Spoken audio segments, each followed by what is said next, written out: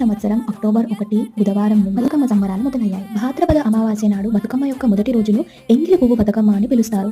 ఎందుకంటే వారు మొదట తమ పూర్వీకులకు అన్నప్రసాదాల ద్వారా నివాళులర్పిస్తారు. తరువాత వారు బతుకమ్మ తయారు చేయడం ప్రారంభిస్తారు. అయితే ఈ మొదటి రోజు అమ్మవారికి ఆహార సమర్పణలు బియ్యం నువ్వులతో కలిపి చేసిన ప్రసాదం పెడతారు. ఆశ్వయుజ పాడ్యమి నాడు బతుకమ్మ రెండవ రోజును అటుకుల బతుకమ్మ అంటారు. ఈ రోజున భక్తులు అటుకులను నైవేద్యంగా సమర్పిస్తారు. అటుకులు మరియు బెల్లంతో కలిపిన ప్రసాదాన్ని అమ్మవారికి సమర్పిస్తారు. మూడవ రోజు బతుకమ్మను ముద్ద పువ్వు లేదా ముద్దపు బతుకమ్మ అని పిలుస్తారు.